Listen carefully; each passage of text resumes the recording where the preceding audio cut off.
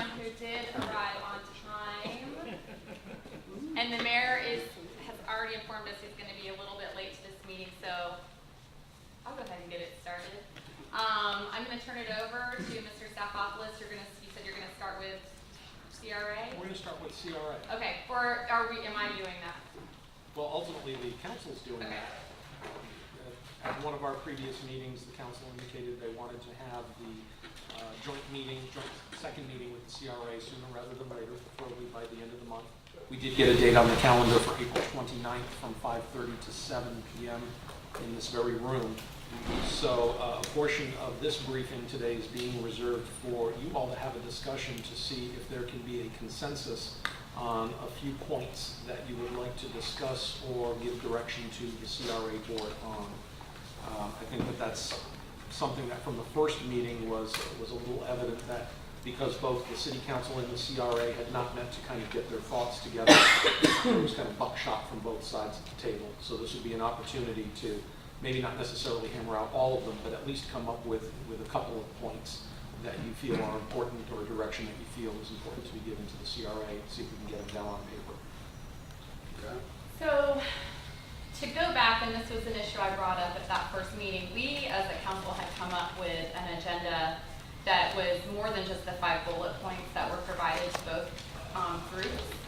So I personally would like to see us revisit that as a way to get on track. And the first one we had introduction and overview, which was a review of the 2007 vision plan status updates and was it still relevant, which I think we essentially covered with Bill's presentation. But then we got number 2, we had strategic planning, and we had what is the mission, current staffing plan, is it what we need, how do we set the priorities, funding status / projections, what is the official plan, what might we need to change. I think we only tiptoed into that area, and then we had opportunities for the CRA. What can we do? Public-private partnerships, height restrictions, purchasing private property, what other restrictions do we have?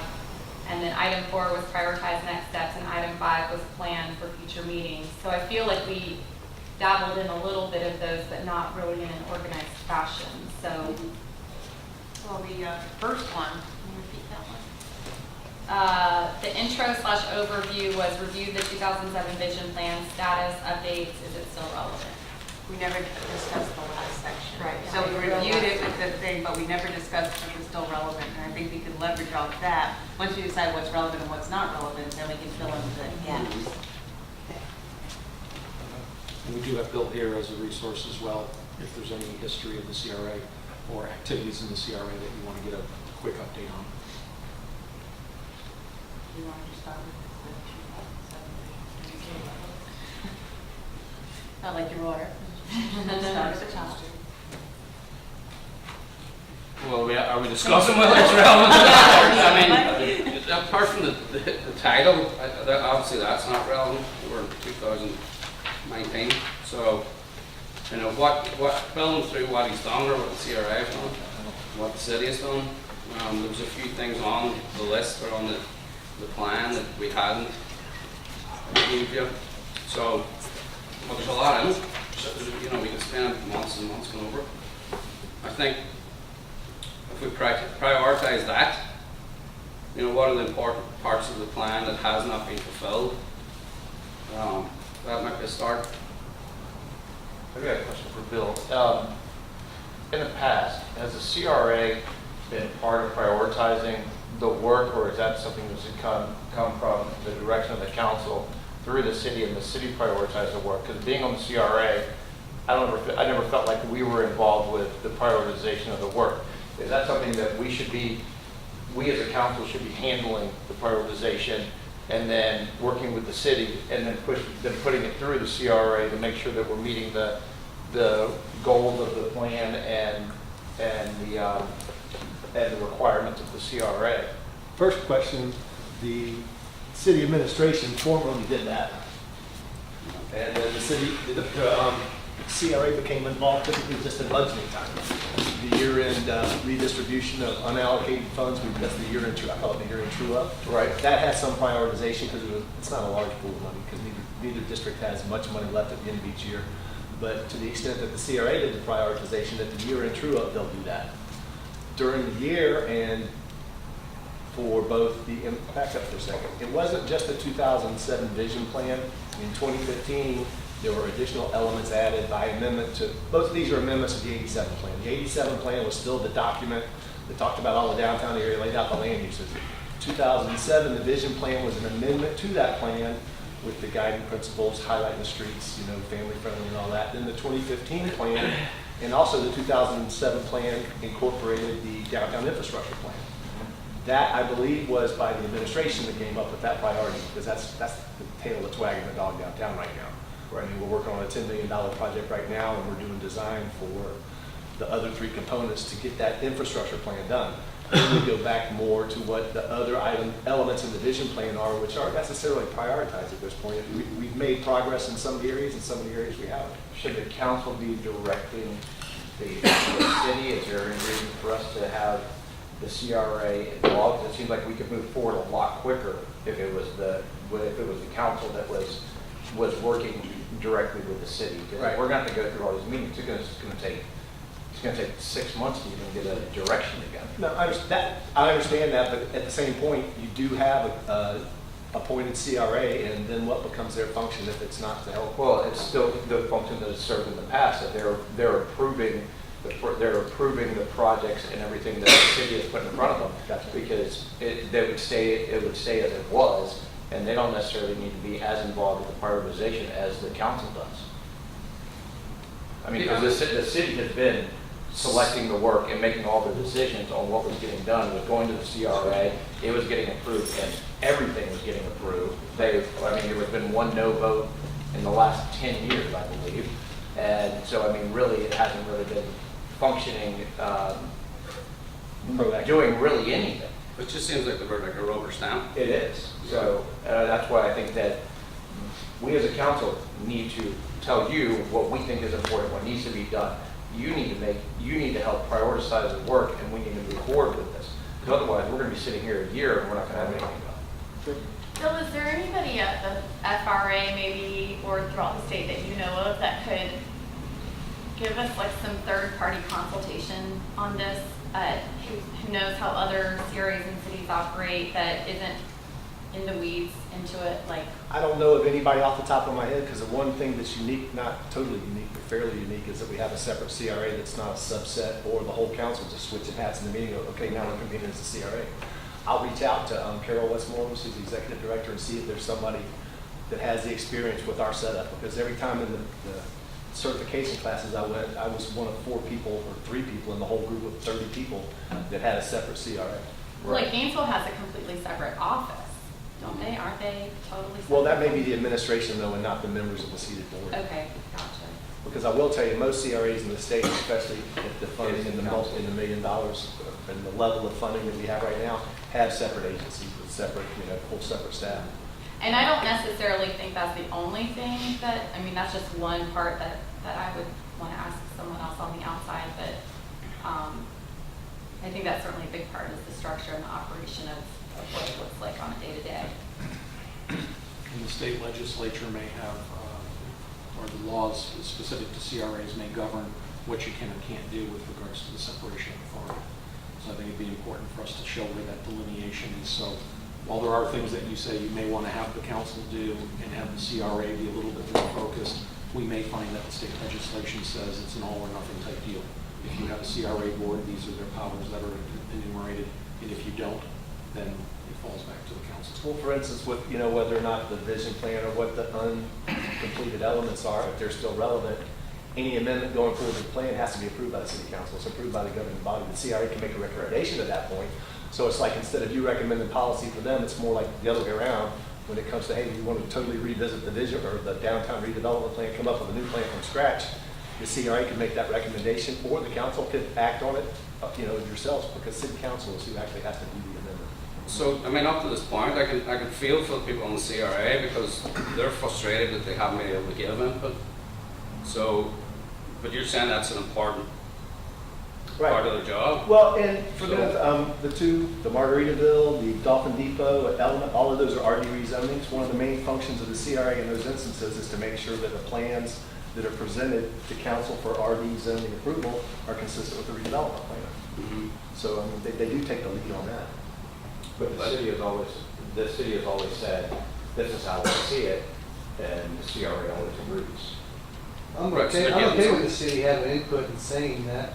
I Sure. think That's what their job is, but I think, to your point, there should be an opportunity for them to provide insight and input to make recommendations toward us, because we don't ever hear from them.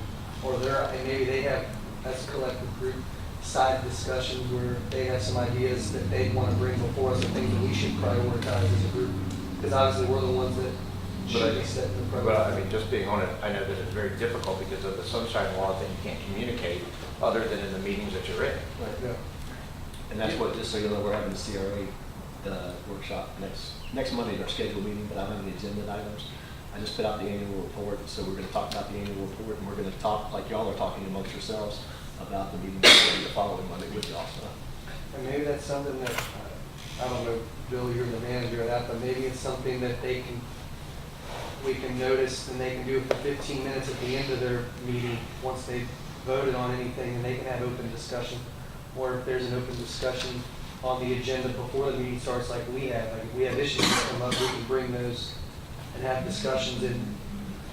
We typically do that at the end, the former, obviously I wasn't involved in CRA when the former administrator was here, but with our group, we always have, that's the last thing is items for discussion. So you'd be looking for that to be an opportunity for feedback to the council as to what's working, what's not working, alternate directions that they need to be explored, et cetera. Correct. In the past, it's never been, we want to do this is the direction we want to go. It's never been I don't think it's necessarily their role. Correct. To say where we should go, but if they have ideas that they want to bring before us, or things that they've heard about or learned about, or offer suggestions to, then that should be exactly at the end of the meeting, that discussion, they should bring that forward, and then it should make its way to us. But they also have the opportunity in the public comments at the council meetings to bring the same information forward at that point too. I mean, I think that's a quicker way to get it to our attention. Actually, you can't have one member of the CRA speak on behalf of the whole city. No, exactly, but they can still speak as a resident of the community. But not on what the CRA wants. The director Right, of no, CRA. I know, I mean, Okay. what they But then they what can they go personally speak, think. they can speak on their own, Correct. I think, but they can't say the CRA talked about this and decided this. Right. And then what's the point there? So my question would be, if you, at the end of the meeting, you get to have this input, then how does it get fed back to us? Through This me. young man. Through me. Yeah. Like, but I mean, in the course of our, so it'd be in the briefings or Actually, that's giving a probably little where space in the. Or at the beginning of the council meeting, it's just whatever your pleasure is, but that's how I can be the conduit for our staff, and if it's out of sunshine, I can speak to y'all individually. Well, I mean, it's good that you can do that because you'll probably find that members of CRA have different priorities, as I'm sure we all do as well. I just like to get all the priorities on one piece of paper so we can talk about them, discuss them, and move forward with a plan. I think the CRA has been reactive just by the structure, not through any fault of their own. And then, and following on from that, we are actually just basically either vetoing or approving what we prefer to rarely go against them, approve what they bring to us. So we're not really getting input on at the grassroots level on anything. That's what spurred this exactly, Right. because we haven't had, in our 6 years, a collective discussion and a direction on things that would like the money spent on. We've never one time come before us as an option or what we want to do, so I think that's what the purpose of this is. It just seems so random. And that's the thing. It's probably, you probably find it the same way. You know, we have the plan. But you know, that's the whole point. I think is of making and how it grips me is to just get on the same page. So I mean, we also don't want to overwhelm you as well because you have your day-to-day stuff. So. Well, this is part of it. I mean, the CRA pays 25% of my salary, so 10 hours a week. It doesn't work out 10 hours every week. Some weeks it's 3 days, some weeks I don't believe in the CRA. It's an average. Yeah, it's an average. But I make sure it's accountable to them. Well, do you think that would work if you're saying that you have a meeting with them coming up? Well, but going forward, that will work for me to just to come back to y'all, hey, in the discussion at the end of the CRA meeting, they brought up these points. Fortunately, after their meeting next Monday, y'all are meeting with them the following Monday, so I don't know if you need it in advance or if everybody's, just lacking tight at that meeting. No, because we're gonna end up spinning our wheels and talk like, oh, you were at the first one we had. Yeah, no, I was. Well, then I'll get back to y'all through my next week after we have our meeting next Monday. Type that to the agenda. And again, there's no action items on the agenda. I'm just going to present and generally review last year's annual report, which is basically the fodder of what they did all during the business year last year on capital projects expenditure primarily. And then the other item is just to talk in preparation of meeting with y'all. And if I get it, assuming I get something gleaned out of that, I will present that to them in advance too, just like I'll tell you in advance of the combined meeting, what they came up with, I'm gonna tell them what y'all came up with to the extent that y'all do generally. Oh, just we're discussing first the action plan, what parts of that are still relevant? I'm going right back to that original question. What parts of the, we're going off on processes and communication and all that. What part of the 2007 vision plan are still relevant? What ones do you think aren't relevant? And then how do we want to change? That gives us the basis to build off of. And until we have that, we won't have anything for the meeting 2 Mondays with the CRA. So we have to go back to the 2007 vision plan and see where we're at, and then identify what hasn't been done yet. What she did. Presentation wasn't the last meeting. Right, and that's what we need to discuss right now, so we have something to sink our teeth into. I'll go ahead and throw my first one out there, which is top of my list, is a parking garage. Because putting in a parking garage is necessary to alleviate oceanfront parking that we have right now. And we don't get there without a parking garage. So stepping forward 5-10 years down the road, if we have a parking garage, then that can change the dynamics of what we use on First Street with that parking and our other lots. And that's been part of the 2007 vision plan. We still have a fund, albeit not much money in it, but a fund that people can pay money into to go to a parking garage. We have, I thought it was going in the right way that we had collectively talked about purchasing that housing complex that Mr. Mosley owns, encompassing that block with a parking garage. Whether there's retail on that or not on the first floor, which was discussed by us previously, I'm open for that. But that's where I foresee a perfect spot because it's in the center of our downtown. It's easy access no matter which way you want to go. And I'll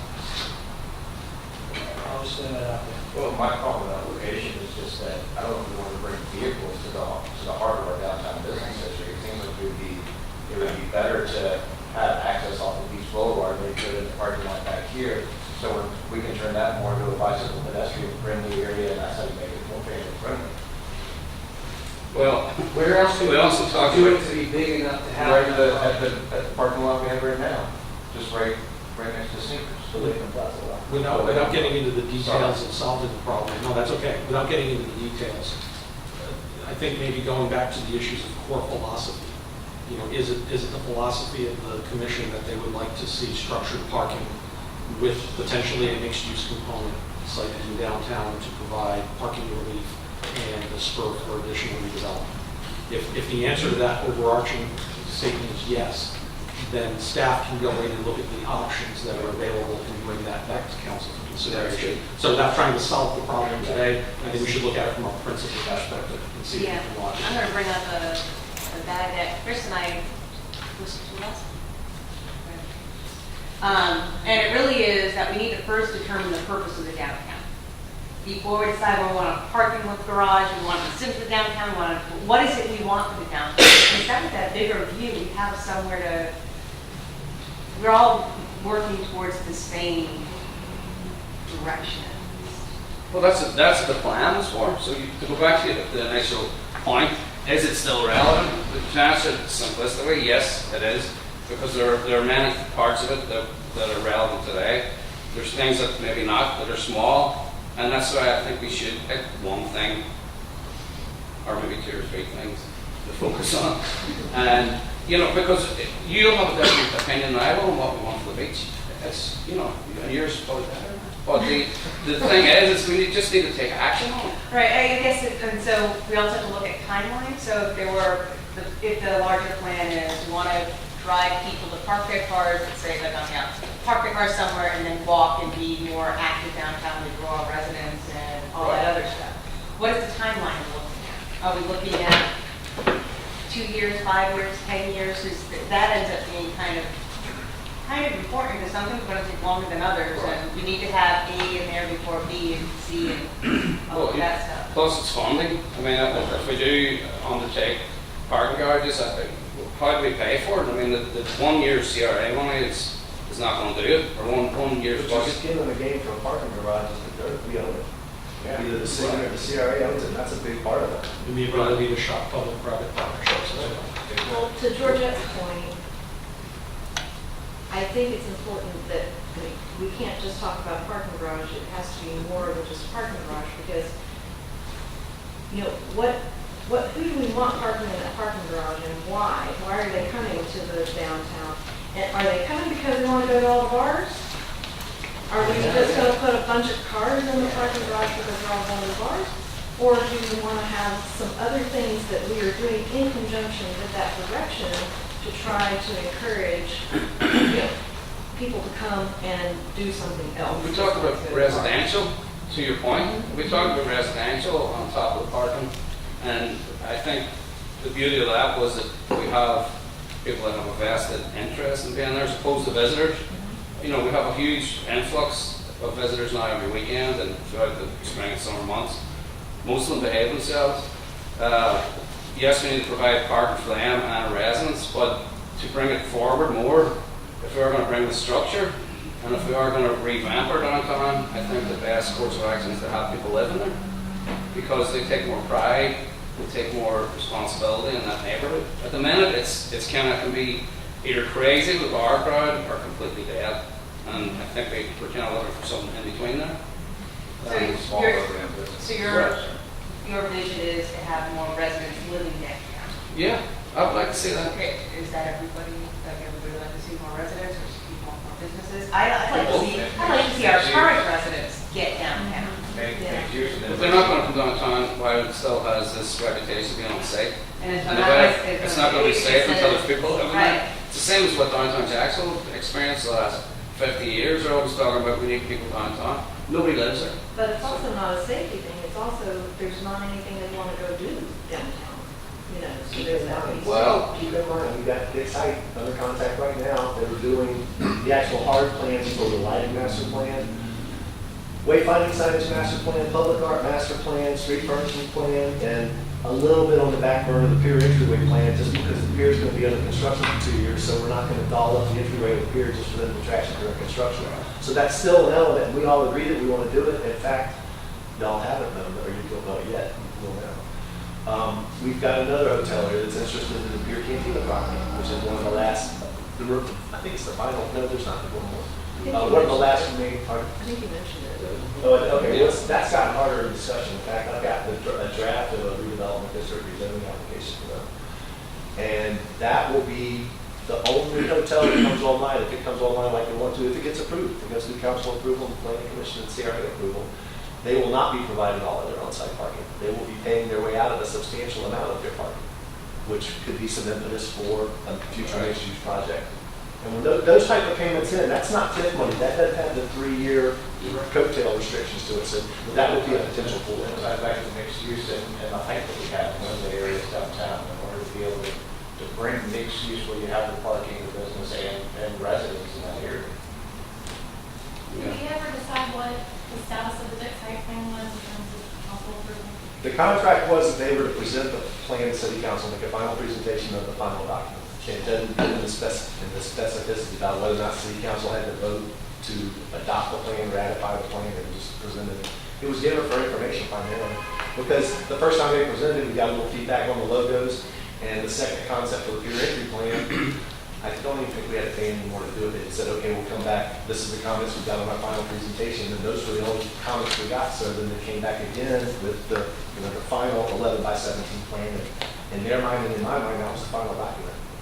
So that's what we were going forward with. Let's go back to what Sandy said. I mean, why do we think that our residents don't come downtown? I It's mean, not hard. If you look at where the people go down, where people go in the city, they have kids and they go to parks. Sunshine Park, it's packed all the time. If we had something like that downtown, we'd get the residents that we want to get down there. There's no shade, there's no parks, there's nothing for them to do. No shade, 10 feet, there's no shade, and also nowhere to sit. So there's no sitting, no shade, nothing to do, so other than that, to go sit in the middle of the grass in the sun. And, yeah. So like that would get our current residents there. Once our current residents get there, then businesses can see that there is a potential market to open up something that those residents would want to go to. As long as our parks stay very packed and inconvenient for people to try and find parking and all that, if you have another park of a similar quality elsewhere, it will also go to that. I got an email about the tennis court at Huguenot Park, or it's not built yet. Potential new port. Right, yes. The potential court. And he's concerned because now east of Third, there are no basketball courts. No, we're gonna keep the basketball court. No, it's going where the basketball. If the tennis court would be going where the basketball. That basketball court is. I thought we were We keeping did it. agree about the Yeah. basketball court. We did, we said this once ago. Yeah.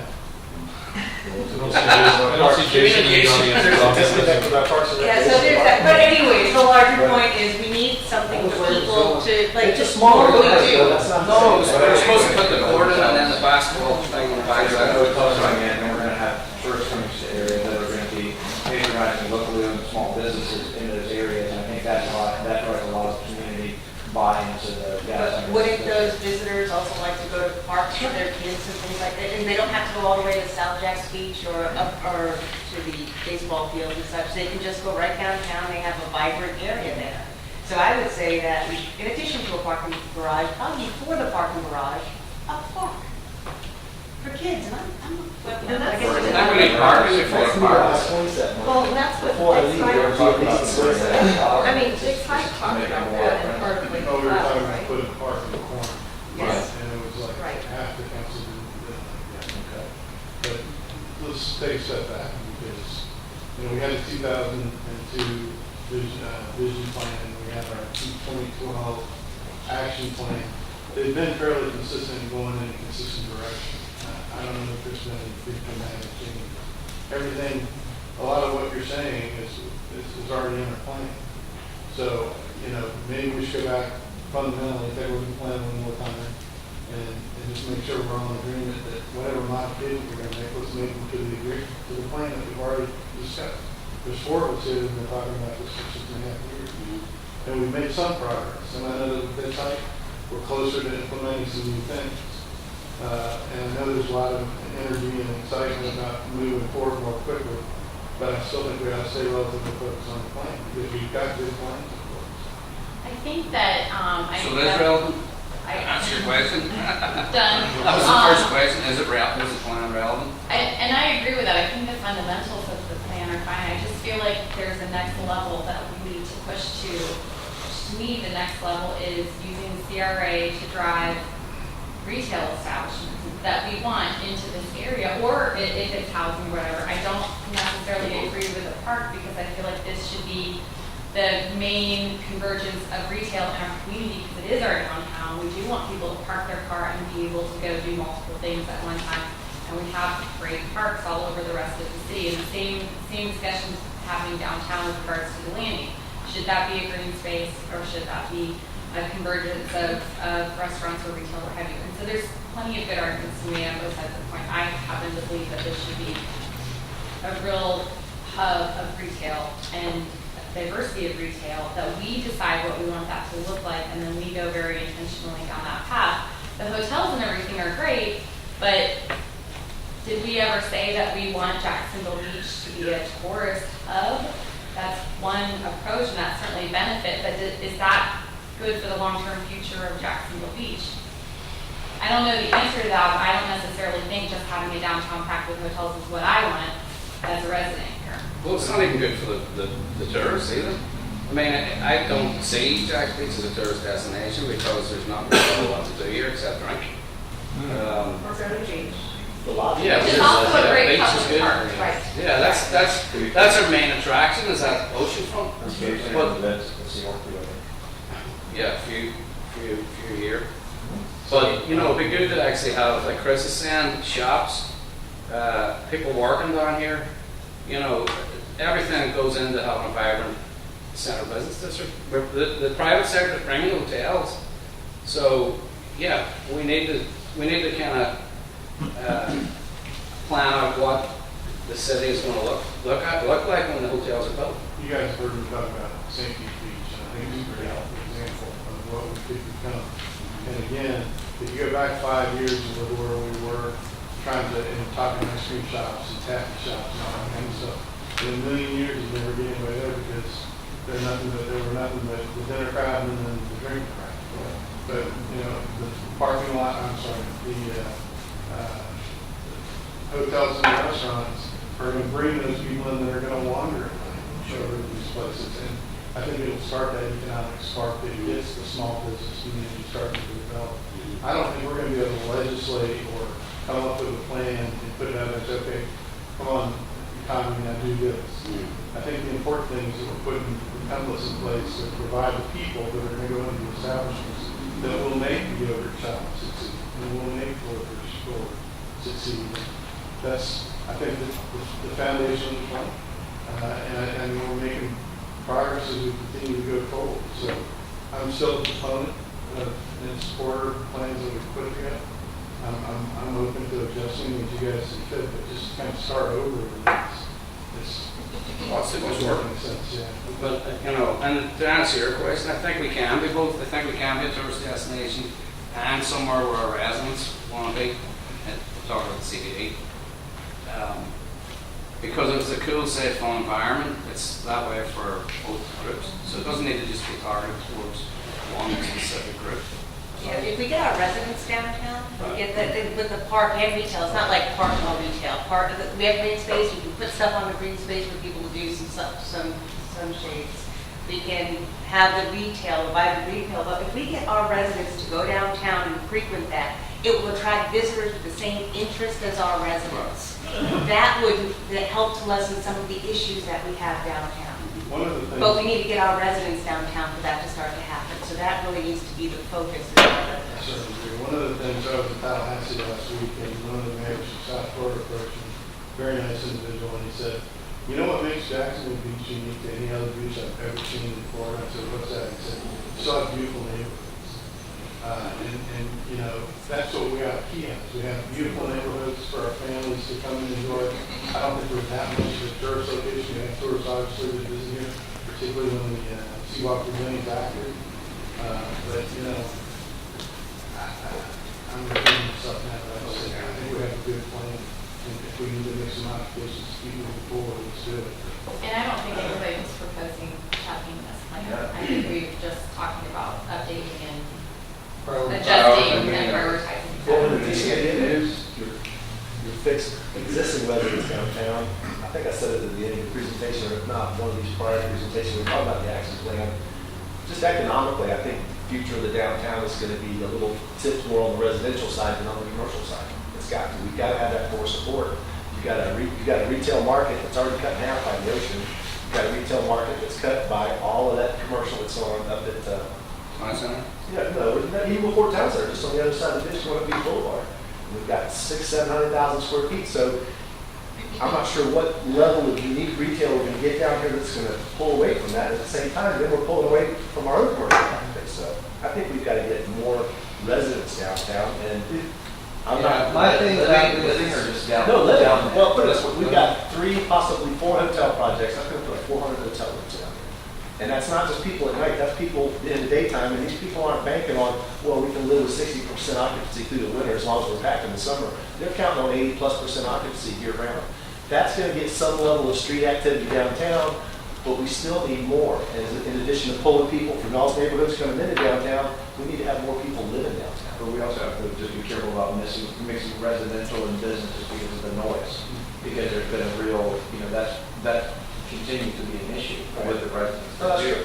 You look down. What would our biggest landlord? Exing's our biggest landlord, Dolphin Depot proprietors, and because that's what they do. Part of that project is going to be 54 apartments right on First Street, right key to the downtown. So. I think it's great when the residents move down there and move in there, and you realize that they're moving into a thriving downtown community that there is going to be noise. Well, and their CFO is on my board, and that's one thing he said from the CRA, is we gotta get a way to keep the people that are actually our active tenants now from leaving, because of the noise, or because of the perceived lack of safety. I'm sorry, what was your question? Where is that in the? They're costing out different construction methodologies, so Margaritaville's under construction, that's gonna be 2 years. Element is not under construction, but they have a building permit, they'll pitch up really quickly, because it's just a 3-story building. Dolphin Depot, I can't tell you, they got they just finished building 600 units in Brewer, so they've got their short period of time. But at the same time, I had a meeting with their construction team the other day, so they're moving forward, I just can't tell you when they're gonna come in. So it is moving. Oh, yes, ma'am. I don't foresee outside of the outskirts of the CBD residential. I see retail mixed use in our core CBD, but I don't see how you would incorporate, even using our existing parking lots, how do you incorporate residential? No, Especially with 35-foot Oh, high. you couldn't do it not, well, you couldn't do it without building parking garages. I mean, So you look at the so town you center. build- So you build a parking garage, and so we build a huge parking garage, right in the rinse lot. So we have all our other parking space is free land. How would you make that residential? I just don't see how you do it. Well, here's the thing, there's gonna be demand for residential. If we just look at the hotels, they're gonna need staff. So, and they're not gonna be staying at the hotel. So, when I say residential, I don't think people are gonna be initially buying an apartment, but you're gonna have, and maybe some students staying there, you're gonna have a certain group, maybe young professionals, that are gonna be interested in living close to the ocean. They're not gonna be buying a house. You're talking about housing? No, I'm talking about apartments, the condos. Workforce out Right. And just to answer your question, where would it go? It would obviously go where we had proposed retail. That would just be apartments. Because I think the vibe I got from the last meeting was that the city didn't want to be landlords. So, you know, if we don't want to be renting out the retail, if we're going to let the retail market take care of itself after the fact, you know, if we put the structure there, if we build it, it will come. So I think we just need to agree on what direction we're going to go as far as what's going to go in. If we're going to build these parking garages, and if we do, are they going to include apartments or retail offices? or be the catalyst to allow apartments. If you Right. put a certain percentage of that parking that's in the garage could be dedicated towards providing the parking requirements, that would normally have to be met off-site, but they can't be met off-site. Well, that's the thing, we're going out, and you're saying that the people living the pier, if they're trying to build a hotel and have less parking, you know, this parking that we have at the minute, already, I think it's insufficient for the visitors we have and the residents, and that's not a reason why some residents don't even want to cross Third Street because they're like nowhere to park. But if they buy out of their parking, while it's great for the city financially, it may create issues with parking, it's going to create issues for their business.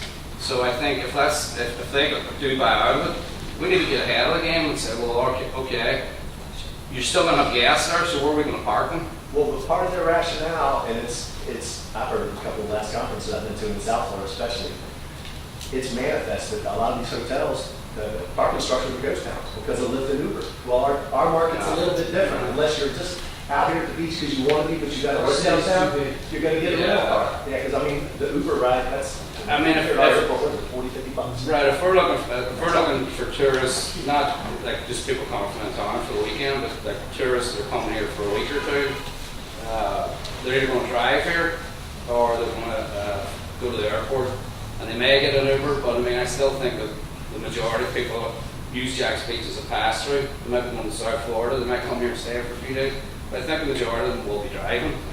And I just think with 400 extra rooms, and we're not going to have 400 enough parking for those 400 extra rooms, that in itself could create an issue if we don't get ahead of it. And I didn't mean to mischaracterize the Pure Cantina property hotel there. They will provide parking, just not the full 1-to-1 ratio. I haven't seen the final plan in terms of the numbers, but you're right, a significant check for everything. Getting back to retail, when you guys go shopping, you know, you got Marshland, you got the Home Depot parking, you got over Beach Bowl, you know, area over there. Who ever considered going downtown to purchase something.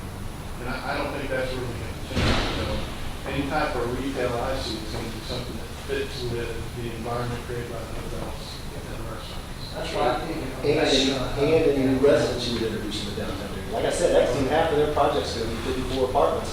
Those people may be looking for some other than just deli cone to go to.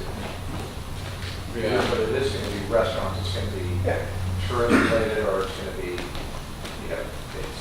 they're not gonna be coming down there like. A good beta test is right now, without the hotel sitting, everything else being kind of as it is right now. It's gonna be interesting to watch to see who Mr. Allen gets for the tenant for the old Jazzercise building. The replacement of the new restaurant, because that's a nice restaurant space. But to my knowledge, he doesn't have a tenant yet. Nope, there's a couple of them. Good. And same thing, I mean, his ultimate plans are to do the gallery as a, is two higher, the last plan I saw was two higher restaurant spaces. And he's now got Bo's vacant lot, and they haven't shown me the plans for yet, but apparently they've done some planning. So if we have, like, let's say we have a parking garage, and then we incorporate the restaurant hub with some retail, anybody that wants to come in there, whatever that may be. And the public-private partnership can be parking for those. So when you, just like when you come to Capitol, you have Town Center, Capitol Grill, was the fish company, now it's something else. All, 4 restaurants, all right there. $3 Alexander, all those 4 restaurants. You had a one valet drop-off. They take their car and they can park. A concept like that would work in our downtown. If we had a parking garage for them to utilize and take people to, how can people would come, our residents would come, because they can conveniently drive their car, leave the car, go eat and come back with their kids. We had that opportunity with the surface lot though, that second, when that gallery wanted to lease out that surface lot, and we didn't even hear it. Well, but because the CRA thought it was going to be parking garbage, that's what they voted on. They Well, wanted CRA But they lot, didn't CRA even owns the consider, property. they didn't even, because of public pressure, they didn't even consider using that as a leased lot to have valet for Yeah, whoever. but that's They didn't because we've even- come full circle, because we were going to eliminate all those parking spots given to the private sector when the car park every weekend is full. So I'm just saying we're taking exactly what Phil just Yeah. described. We had, the opportunity presented itself to do that. And to do just I remember that. saying, I believe that this parking lot was earmarked to be a parking garage, and when I talked to people in the CRA, they said that they voted on it, and that under their, they were under, what they believed. They pay for parking garage plans. Right, so, and then all of a sudden, it's a surface lot parking, or surface lot, and there's a restaurant wants to use it, there's public wants to use it, everybody wants to use it. We can't fit, 400 people on the 50 spot lot. I'm just I don't saying, think it's healthy to keep going back to what was, what could have been, and all of that. It's like, all right, this is what we have now. How do we move forward? So let's stop going back and, we thought it was going to be this, we thought it was going to be that. Right now, we have CRA lots. We have a vision plan. We agree that the vision plan's there. We don't agree on parks and retailers or residents or any of those things. So that's something that we haven't really decided on yet. Parking garage, I guess that depends on retail, park, residents. Well, could it be exciting to update the 2007 vision plan and let us have input into what goes into it? If we could have some community meetings like we have with the other ones to say, this is what we're looking for. I mean, I don't think we're going to be able to determine what the best community planners that will help update this plan, take a step out and start. Well, I think that's what Mike alluded to. Yeah. We can agree that we would like to see a parking garage downtown. Then staff can take that and look at the options of what that can be potentially and where that can be potentially, whether that involves retail, restaurants, residential condos attached to it. But I think that needs to be included in the updating of the whole plan. But that's the thing, the Glen and Jackson plants calls for 3 garages, not just 1, 3. And they've talked about everything, parks, green space, retail, residential. So what we have to decide is, should we just take that leap of faith, or should we just keep skirting around the issue?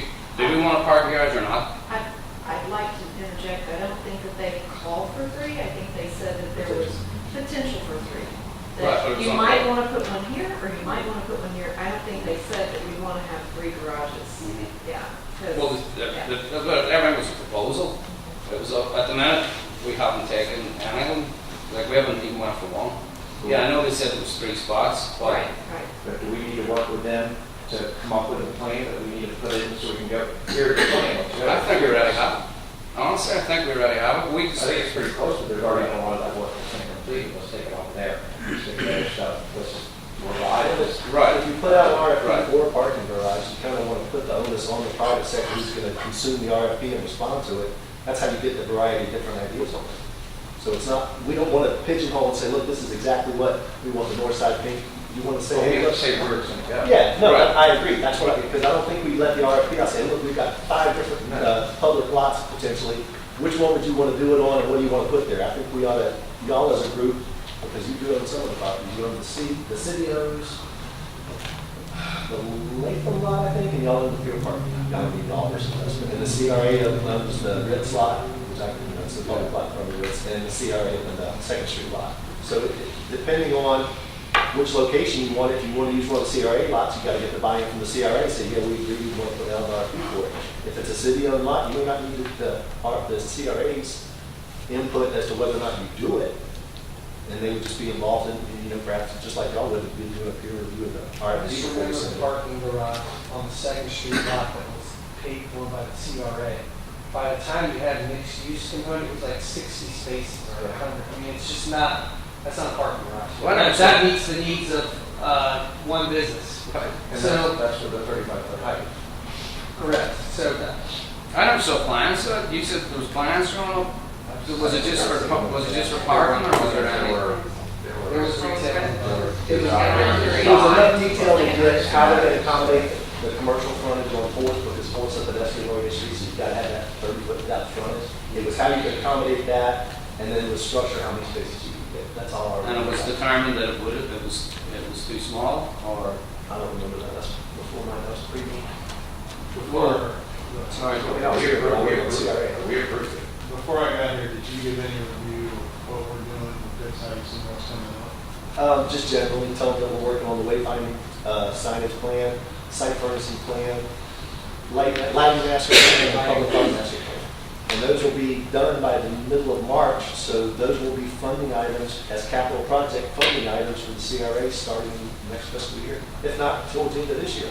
On that point, one note, one of their public art plans is talking about putting some murals on some of the building faces.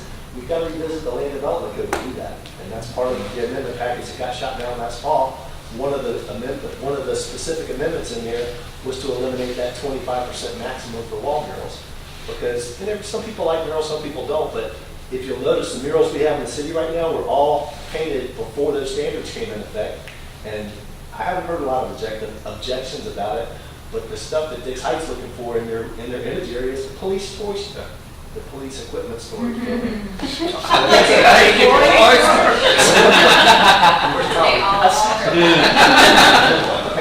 But anyway, that's a good location. But right now, it's limited to 25% of any wall face, and that's not a mural, that's a little vignette. So, I mean, that's something that we really need to get while Dix Heights is doing this process. That's low-hanging fruit. And I'm just trying to tell you that now because I really like to push that single Can item. we not just move that forward? Get it Yeah, just on? that There's one. a lot of I mean, things. before we ask you about, but yes, don't be surprised if you see that come back just as a sole item amendment because it factors in with this proposal we're doing. And that's what the first thing we'll pay for. That's the thing. There was a lot of things I liked on it, but then there was things I didn't, and it was either vote for all or none. It was unfortunate. But yeah, but you should have came to us and said, hey, we need this, and this, or think about this, and this. I don't like grouping things together like that. So if we were to revise that, the ordinance on 25%, Yeah. the thing, when I drive home, and those few times I go all the way down to the JTV and I can see the back of Trader Joe's and all that, why isn't there a mural on this? And I know it's a private entity, but if we could use, I guess, down the south end, CRA somehow, or just say, you can paint the back of your building straight. With the Williams property, right? And But I mean, that is just a fabulous place because that's where people are coming into the beach and that's where when they're leaving the beach. And that leaves that can leave a very nice impression. But right now, it's not. So And that really opportunities needs to be. downtown, they're identified in the 11 by 17, the final phase 1 document you got. They actually call out specific canvases, if you will, and that's what they're working on right now. Some of them are public, some of them are private. So it's implied you're gonna have to get the private property owner buy-in. Yes, ma'am, on the south end, if we get this program downtown, and somebody would want to approach one of the shops, one of either shop, so we got St. John's County residents behind the other one, we got our residents, or people passing them up, or. Yeah. But anyway, again, if the amendment goes through, it would apply citywide. I don't see zoning it out in different sectors where you can do it. Right, Obviously, so- it's not gonna be a residential district, it's just gonna be a commercial district. Since we got 20 minutes left before we have to move, what's the objective that we're trying to? We have 20 minutes left, we still have the SRX. that Yeah, we still have- Yeah. Oh, and short-term rental. I'm sorry, short-term rental. So that's what are we trying to accomplish with CRA right now? Trying to come up with a couple of focal points to base the discussion on for April 29th. When you meet with CRA on the 29th, what do you want the premise of that conversation to revolve around? Otherwise, you'll all step into the room and it'll be both sides throwing buckshot. Right. Well, we got that out of our system. So you did. One of the parking garage, wouldn't we need to at least review the possibility of a height change if we're gonna do a parking garage? It doesn't seem much sense to me to do a 3-story parking garage if the potential is there to modify the height in the downtown business The district. biggest thing is to identify what the demand for the parking is. I mean, how much parking do you want to provide? At a certain point, I've said this before, if you build a parking garage in this climate right now, all you're gonna do is make the wait lines longer at the bars at night. And I mean, that's something you really want to do. But, well, if you find out what you want to bring in, and you find out, well, what's the level of parking requirement for that, and you're not gonna park, it's an eighth of a mile, 5-minute walk, 7-minute walk is what you're gonna want to get to. And you just start figuring, well, what's all this real estate we've got around here? How much retail would that bear? What kind of retail is it going to be? Is there a market for it? We hired strategic sites, the economic group that did some market study for us. Retail strategies, yes, sir. They found, and actually we had more just normal approach in my office, people doing diligence, getting tenants than they did. And the tenants that they did identify for us didn't want the downtown locations anywhere else around the city. So we got a little bit of value from that, but it wasn't the big panacea. It's all why they found out we need this type of X, Y, and Z retail, you know, we need a tire store, 3 minutes clothes store. We didn't come up with that for them. So I guess for the joint CRA meeting, will just be, I think it would help if we had the action items from the addition plan, like kind of laid out. We have it already from the last meeting with the highlights and such, but something more matrixy. Actually, the type. one I was walking through was the action plan, because that's how it was adopted. It was adopted as that table. But I think it's the highlights from the vision plan and the action plan. But yeah, 'cause you have the updates for the 2018. Yeah, you have the, 2017. hold on, Actually, 5/30/18 update on all of the issues. But if we could have like a separate page, so we have public spaces, A1, A2, all of that stuff. And just so we can identify what hasn't been done. The vision plan. And we can identify what hasn't been done. And then there's always the question, is the focus of residents, is the focus retail, is the focus visitors? And then that will help better solidify. That ought to be our work properly. Well, that might be a good topic to have jointly with the CRA too, because that might be, as opposed to trying to figure out everything you want to do beforehand, and then next week when I meet with them, everything they want to do, and then let's just put you all together, get everybody together collectively around a bigger round table and say, look, this is what we've done, this is what wasn't done, what's the group think consensus? That's how you need to identify what's. Is that your first question? Good idea. It sounds like the sequence is what's outstanding, Right. the sequence of those events, making sure they're still relevant, and then within the right priority order for staff to proceed. And also, if you don't mind, specific update on 35 Fourth Street accomplishing the Sure. ordinance for the attraction that's installed. Well, they're not, they've stalled in terms of bringing product back to you so far, but they haven't, they've been working. They've Well, been that's, back in. yes, no, I mean, I can't even think of a residential. Which is why I brought up the mural amendment, so that y'all will see that fairly soon. It's gonna go to the planning commission first. I'd like the lighting taken care of as well. I mean, I think that's it's huge because that's another reason why people don't come down here. You can't see. Cost-wise, that's the biggest component, and that's why the other, I've got initial drafts of the other 4 plans, my department plan, the art plan, the lighting plan, I just got actually, it's primarily technical, so it needs energy service to do it right now. Yeah. And safety was one of the big things from the vision plan. One of the core elements of the vision plan was safety. And that's what we're working on. It's just Our time to get it done. That's the thing, I think is it still relevant? Yes. Yeah, I mean, it is. and that's a big reason why our families don't come down here, and it's because they don't feel safe. I mean, we can pray it anywhere we want, but that's a fact. They'd rather go to Neptune or Atlantic Beach than come to Jack's Beach and Eagles. It's all the place within either police officers. And it's not like we don't have police officers. Yes, no, I know, but I just think the general tone is that it's an unwelcoming environment. Yeah, things are always going to happen, and we'll do the best we can to counteract that. But we have an image issue, and we've had for years. And things like lighting, like parking, the simple things are the things that we have to work towards to actually change that image.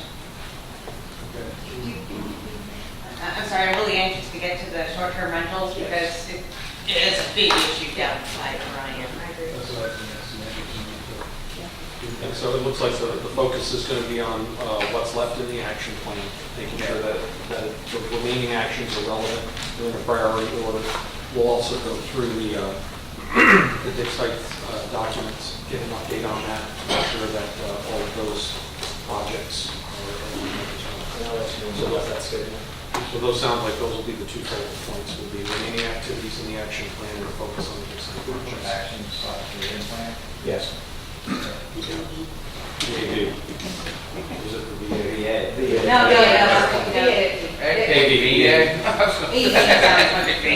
that to the AV.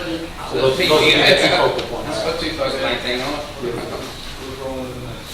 Thanks, Bob. Denise, the next item, we're going to have Denise to come up to the table. As your, this is whereas is here. As you're all aware, one of I'll the things just that. somewhat apologize for the fact that there are 5 pages of whereases, and that is because I have been in litigation where ordinances are challenged, particularly when it comes to zoning and the rights of legislation. Those whereases are your responsibility. And it comes from data and analysis that we pull from your city, population data. So when you're challenged, you'll be covered. That's the point. So that's the end of my job there. It's worded this way. I didn't know if Mayor Latham wanted to give an update on what you learned in Tallahassee before I begin.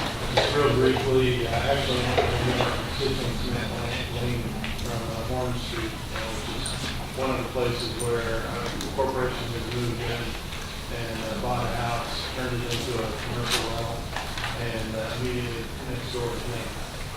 That same corporation is looking at a second house in the same area. So what's become, we didn't have legislation in the past because we had people running condos and then just catered, which is standard practice. But going into the neighborhoods and creating these hotels, for zoning issues, all kinds of things. So, this all started a couple of years ago. The prevention was in 2011. It kind of stopped our ability from moving forward and making our own roles and objectives. They grandfathered anybody who had legislation in place, which included the land use and Neptune Beach. This session, the new bill was going to get rid of the grandfathers, get rid of everything that Denise is going to talk about today. So Matt Lean was gracious enough to come with me and to go tell the Senate committee the story of what's going on with his family. His young family, he's got a 13-year-old daughter who can't go out in her yard anymore with bachelor parties and frat parties that are out there. They limit. They claim in their advertising that 17 people can stay there at any one time. So what we've done, in salutes to Denise, we've come up with some language, proposed language, that we are the only city in the state of Florida that came to the bill sponsor and said, here's some proposed changes. He's very grateful. So the House, it was still moving. It passed on Wednesday, just barely, after a very contentious meeting. And then the Senate TP, which means temporarily postponed. But it was their last meeting, so effectively the bill postponed. It'll be back next year. So what I've asked Denise to do is draft the legislation so that we're doing it on our own. And when we go to the sponsors next year, we say, here, they don't understand. All they hear about is property rights, property rights. They don't understand that Matt Laney has property rights too, and his are being completely destroyed by these commercial businesses. So this is our opportunity to drive the process by taking the language, putting in place and then taking, I asked Denise to get this done as quickly as possible so we can get it written in. It's a two-time ordinance, it's an ordinance, so we're going to do it twice. But we need to get on the books quickly because it's that much more than we would recognize it. It's going to get through that. And I believe the LLC did purchase the property on the other one. Did they? Okay. And I didn't know that. Last week. Okay. And that's kind of been the battle is in 2011 when this all started as preemption, and they backed off of it a little in 2014. It was still a home sharing type vacation rental, and the home sharing I call is where your homeowner is still present, or at least they're attached inside or close by. You now have what is basically a commercial business, LLCs from wherever coming in, paying cash. People can't print it in. They buy it up. Suddenly you're living next door to a B&B, at best, a hotel is local. So that's what's happening, and you're right. This year got really bad. I've been watching these bills since 2011, and I watched them get progressively worse. I never saw one run through the house as fast as I saw it run through this time. Most of the time, they leave it sitting for a very long time before they ever even pick it up, so you know it's going to die. Until Congress. Right. And then you got to put it back. And then they start with the changes, and then they start the battles, and people start, and it is the Mr. Laney's, and there were some from several parts of Florida that came, residents who are impacted by what's happening right now that made the difference. So hats off to the residents that showed up. Just so you guys know, one last piece, everything's coastal in Orlando, and that's, they said that 85% of these units take place at 14 counties. So the problem is you got one of the new largest lobby groups in the state that are canvassing the heck out of this on 14% of the counties. They're impacted by the legislature. So, we can't just focus on the Airbnbs and the Fort Birds and the other coastal Bradleys and everybody else. We need to get all of them to understand what's important. So with the 2014 preemption amendment, it kind of opened the window for us to get something in. So if we get something in now, then we'll get grandfathered in if they try to close the door, or we might all lose grandfather, or we might just lose grandfathering everywhere. They tried to take away grandfathering everywhere this session. They tried to take away pre-2011. So yes, it could get really bad. And like Mayor Latham is saying, you need to get to the internal counties that aren't impacted as much as the coastal counties and let them know why this is important. And I'm working at the cities. So that's what we're doing. And so what you're saying in 2014, what they did do is they backed off just a little bit, just a window enough to say, we cannot legislate to duration and frequency, and we can't zone them out. Okay, that said, what can we do? Well, we can still talk to building and life safety code, so fire marshals, building officials, and I would tell you this was not just me. This has been ongoing since August of last year. It has been a team of your experts, okay? It's been your planning and building department, both of your planners. It's been your building official, your fire marshal, clerk's office. I don't even want to leave anybody out. So, planning and development, fire marshal, police department, code enforcement, building official, city clerk. We all met on multiple occasions, and they gave me feedback. They gave me invaluable technical data and analysis. And so 5 iterations of the ordinance, and yes, they read those whereases, Mr. Mann, I apologize, several times. Before you go too much further, Atlantic Beach and Neptune Beach both have regulations on the books, and we have nothing. That's correct. Is there a reason that we chose to? Probably pre-2011, just like some other cities that I've worked in as well, it just was not an issue until it was an issue. Like you said, or Mayor Latham said, you had condos that were routinely rented, and that was your vacation rental market, and it never had a big impact until it did. Think about that, in Atlantic Beach, the primary residential. Right. So we're commercial, residential, and we have Large townhomes, large condo units, and they don't.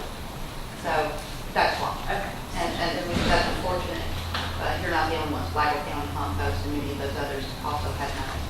And so I won't take it either because I modeled a lot of what I did and brought to the table from Flagler because theirs was litigated, and that's why I chose theirs. Because right after 2014, they wrote their ordinance and it was challenged all the way up. And so I knew what was going to come in and what was going to come out. So some of what you'll see in this ordinance includes vesting, because the court said that was important. Otherwise, we'll get challenged for litigation. So some of these who can prove their vesting is going to be grandfathered in, per se. And that was important for the ordinance. So what does it include? And I know we're running out of time. It includes requirements for registration with the city, which includes proof of business tax receipts, proof of licensing with the DVPR, proof of certificate from the DOR, which is very important because that's your bed tax and that comes back to you. So it's proof that they have gotten compliant, are compliant with all of the state laws out there before you register them. We've got minimum life safety requirements to meet the standards of Florida Building Code and Florida Fire Code. And this is where the expertise of your fire marshal and your building official came in highly important. Smoke and CO detectors, including specialized requirements for your repairs. Automatic sprinkler system where you're 3 stories or more. That's going to impact a lot of your 3-story townhomes out there who are currently working with vacation rentals. They're going to have to go get sprinkler systems to the cottage. Maximum occupancy limit. Again, and we set that, and I noted it here because originally I wrote the maximum occupancy to be 4 per air-conditioned full bathroom. I think there's a recommendation perhaps on the table to reduce that to 3. From the bill sponsor to. Yeah, I thought so. So we can reduce that. This is again, your input so that when I do bring you back the draft for first reading, that hopefully it's in pretty good shape, even if there are small changes. So, full air conditioned bathroom. And that's full. So you're gonna have that. Absolutely. Off-street parking standards. Again, we put in parking standards at 1 space for 3 transient occupants, which was a recommendation, and it's pretty standard for most of your parking, but it's still going to keep it down. If you've only got 4 bedrooms, you're only going to be able to park 4 cars, right? We came up with 2 in the garage, 2 outside. Just like that, isn't it? And then by This happens to be for 2 people, so if it's 2 applicants, it's very bad. came out the same way. Yeah, we did math. We did lots of math. Solid waste handling requirements. Again, we recommended so many garbage cans per number of occupants. That's again, keep it shielded and keep it from overflowing into your neighborhood. Requirements to comply with all the other city regulations. Now, this is where you get into your noise limit.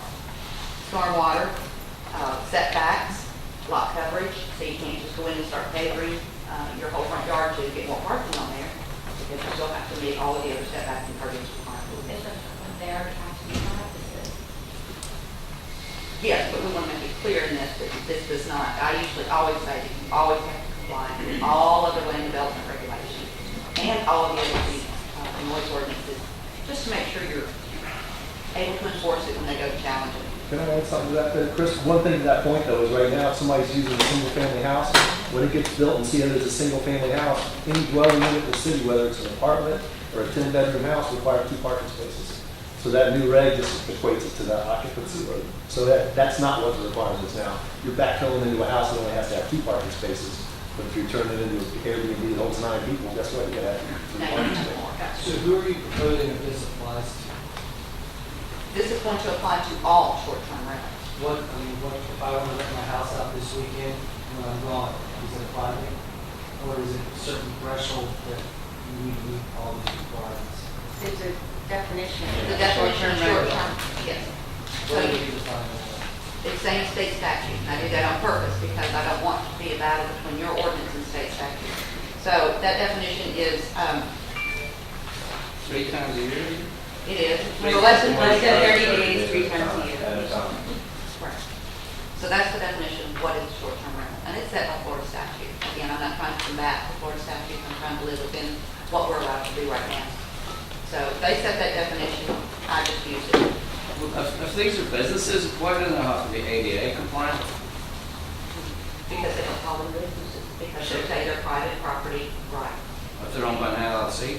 That's the fallacy that we're trying to battle in Tallahassee right now, is that this really is a commercial business. And you're right, and that's what your residents are saying. This is a hotel next to me. A B&B would have to be up to ADA. Right. And those fundamental things are zoning, we're letting businesses into residential zoning. Absolutely. So we're doing what we can right now, and we're doing as restrictive as we can right now, hoping that that doesn't expand out from under us next year.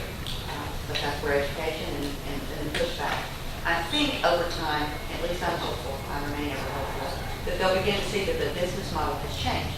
People who were just renting out their house before are no longer just people renting out their house. They're an LLC, and they're running business, and they're packing in vacation rentals. I mean, and mostly that's spring breakers, 18-year-olds if you're lucky, 21, 22, not much better. And they're putting in 20 people, even if it's family. I've got a family, it's a very large family. I've got 5 kids, and they've got kids, and everybody's got kids. And I'm not trying to pack everybody into one house. And that's no fun. Even if I'm just a family and I'm not there to party all night. The guys next door have got 7 cars suddenly in front of them. They've got too much garbage and a lot of noise. They're going to stay out of play. So that's what I'm saying is they hopefully will see that the business model has changed and it's not what it used to be. And that's what we're trying to educate, and that's what the people are doing. What we've got is pretty darn restricted, at least to the best that we can. We've got parking standards, noise standards, garbage standards. We've got a requirement for registration, annual inspections. It's going to be pretty cumbersome on your staff. We're going to Well, I feel like, I guess you tied to tax money, but I feel like what helps the problem, or fixes the problem, is the restrictions on people, not necessarily the registrations. I feel like that's overly burdensome, not just on the person or the business, but really our staff, and then we have to monitor and keep track of all that. When really, we're just trying to keep the number of people that stay there.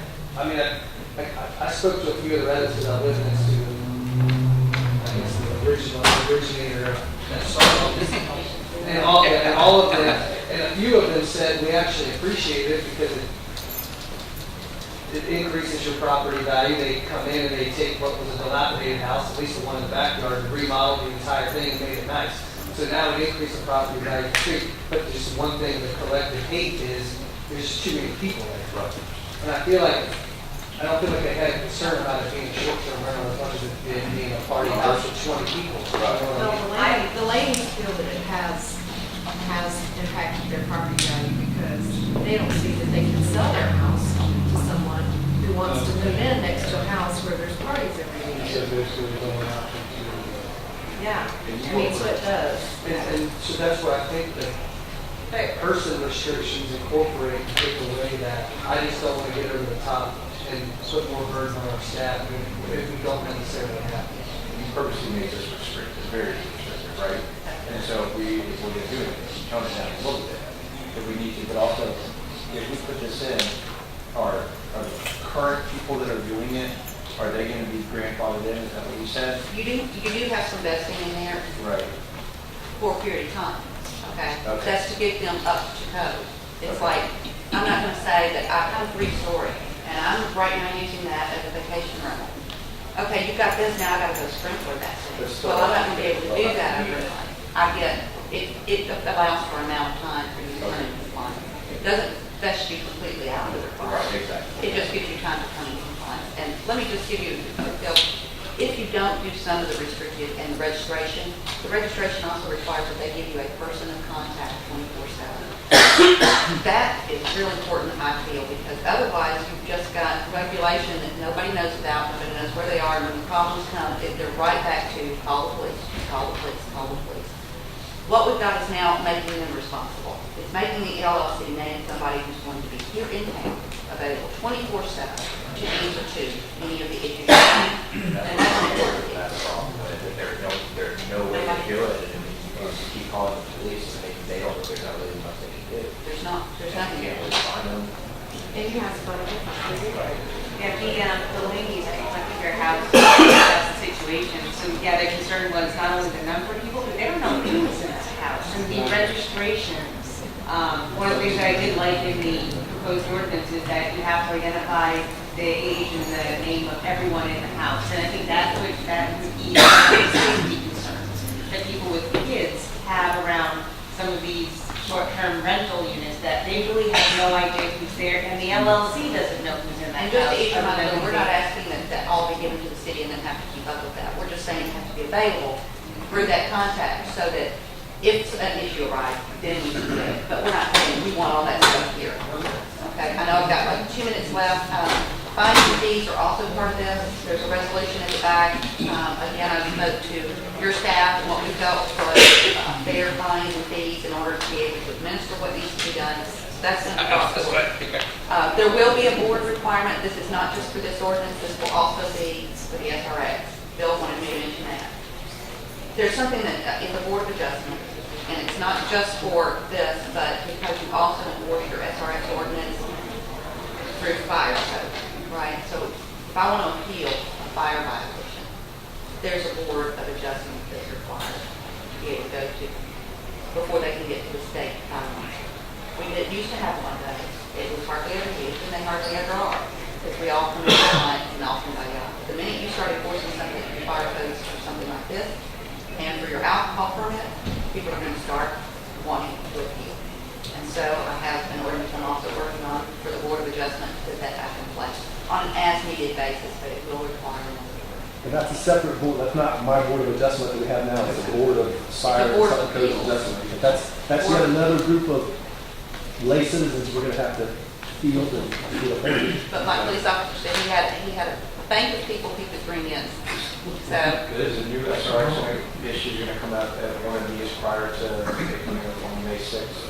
what I actually thought was, because you guys have workshopped that one to death, I thought we got a lot of good direction on exactly what was supposed to be done, and we were going to bring you first reading. That's not to say that you can't make changes, and that if need be, we could push it to a third reading. Yeah, they More work about out. people in this was here in that direction.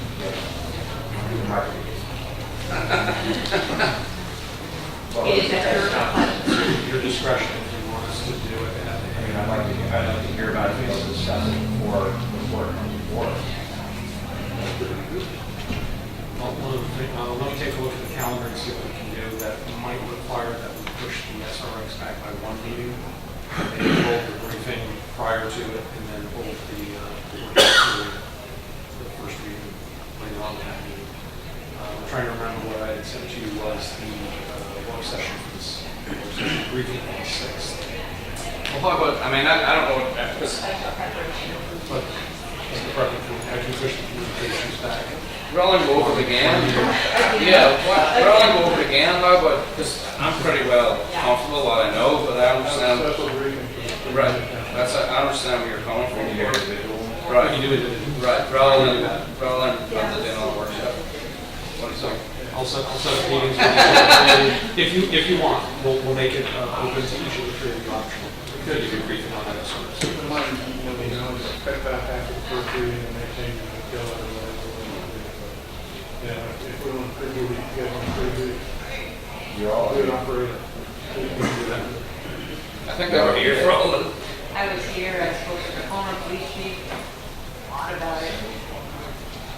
I mean, are we talking about an individual brief Yeah. with you? I mean, really great, because how much you are involved. So something like that. When we were, with the bringing up of the new board, I just wanted to keep on the radar that now with vacancy on the police pension board, and you can still alter vacancy on the planning. No, you have my vacancy on the planning. Oh. No, mine's not filled. We have Just an wanted to be alternate. altered. Oh, okay, the seat, okay, so the seat's open and there's an alternate for it. So I just want to keep that on the radar that we need to advertise that a little bit. So just to slip it in there before it's too late. So do I have consensus to move this forward to the first reading? Yep. Okay. Good job. Just so you